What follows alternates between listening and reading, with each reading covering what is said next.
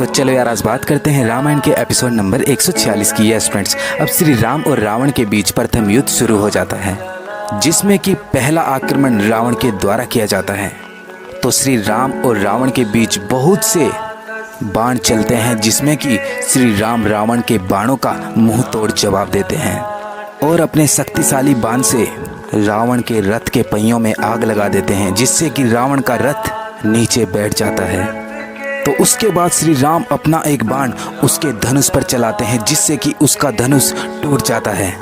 के बाद रावण अपना शस्त्र उठाता है और श्री राम उस पर भी अपने शक्तिशाली बाण से वार करते हैं और वो शस्त्र भी टूट जाता है। फिर श्री राम रावण से कहते हैं, हम शस्त्रहीन और निहत्थे शत्रु पर प्रहार नहीं करते, और यही है रघुवंशियों की वीरता, और अभी तुम सिर्फ हमारी दया के कारण ही जीवित हो। इसे ही कहते हैं बुरी। तो चले यार आज बात करते हैं रामायण के एपिसोड नंबर 147 की। यस फ्रेंड्स, अब जब श्री राम अपने शक्तिशाली बाणों से रावण को शस्त्रहीन कर देते हैं, तो श्री राम कहते हैं कि अब जाओ, कल फिर शस्त्र लेकर आना। तो रावण को अपनी इस बुरी दुर्दशा के साथ वापस लंका के अंदर जाना पड़ता है, और वहां जाकर रावण अपने दूतों से कहता है कि जाओ, इस पृथ्वी पर जितनी भी राक्षस शक्तियां हैं उनको एकत्रित करो और लंका की सहायता के लिए लेकर आओ। अगर असुरी शक्तियां इन वानरों का मुकाबला ना कर सकी तो उनका इस पृथ्वी पर रहने का कोई अधिकार नहीं है। उतने को रावण के नाना जी वहां पहुंचते हैं। रावण उनको प्रणाम करता है तो उनके नाना कहते हैं कि तुम्हारे मुखमंडल पर चिंता के मेघ मंडरा रहे हैं और नेत्रों में निराशा की उदासी झिलमिला रही है, ऐसा क्यों? तो रावण कहता है, नाना तुम मुझे राम के चरणों में गिरने की सलाह मत देना। तो चलो यार आज बात करते हैं रामायण के एपिसोड नंबर 148 की। यस फ्रेंड्स, अब जब रावण के नाना रावण के पास आकर उनसे ये कह रहे थे कि तुम्हारे मुखमंडल पर चिंता के मेघ मंडरा रहे हैं और नेत्रों में निराशा की उदासी झिलमिला रही है, ऐसा क्यों? तो रावण को लगता है कि उनके नाना उनको ये समझाने के लिए आ रहे हैं कि सीता को वापस लौटाकर तुम राम के शरण में चले जाओ। तो रावण कहता है कि अगर तुम भी मुझको दोबारा से ये समझाने के लिए आए हो कि सीता को वापस लौटा दो, तो मुझसे कुछ भी बात करने की आवश्यकता नहीं है। तो रावण के नाना कहते हैं कि अब मेरा ये परामर्श उचित नहीं है, अब मैं ये समझाने के लिए नहीं आया हूँ। तो इस युद्ध में सूरवीर की तरह मरना भी हमारे लिए शान है। मैं तुमको ये बताने आया हूँ कि तुमको अपने दूतों को दूसरी ओर भेजने की क्या जरूरत है, जब तुम्हारा भाई कुंभकर्ण तुम्हारे घर पर ही सोया है। तुम उसको उठाओ, वो सभी वानरों के लिए अकेला ही काफी है। तो रावण अपने कुंभकर्ण भाई को जगाने की आज्ञा दे देता है और उसके बाद वो अपने नाना से कहते हैं।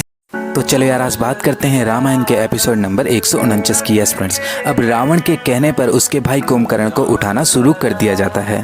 तो कुंभकर्ण नगारों और ढोल से भी नहीं उठ रहे थे।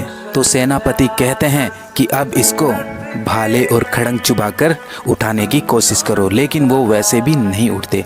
तो बहुत बड़े पेड़ काट कर जाते हैं, तो उससे भी कुंभकर्ण नहीं उठ रहे थे। यहाँ तक कि ठंडा ठंडा पानी भी उनके ऊपर गिराया जाता है, लेकिन उनको कोई फर्क ही नहीं पड़ रहा था। थक हार कर वो कहते हैं कि अब हाथी को लेकर आओ। अब हाथी की चिंगाड़ से उनको जगाने की कोशिश करते हैं। तो बहुत ही ज़्यादा शोर शराबा उनके कानों के सामने किया जाता है, लेकिन वो नहीं उठ रहे थे। जब सेनापति कहता कि अब मैं थक चुका हूँ, अब मुझे भूख लगी है, तो उसके बाद वो कहता है कि कुंभकर्ण के लिए खाने का इंतजाम किया जाए। अब वो ऐसे नहीं तो वैसे जरूर उठेंगे। तो उसके बाद बहुत सा भोजन तो चलो यार आज बात करते हैं रामायण के एपिसोड नंबर 150 की। यस फ्रेंड्स, अब जब कुंभकर्ण किसी भी तरह नहीं उठ रहे थे, तो उसके बाद उनके सामने बहुत सा भोजन पेश किया जाता है, जिसकी सुगंध सूंघकर कुंभकर्ण उठ जाते हैं और भोजन पर टूट पड़ते हैं।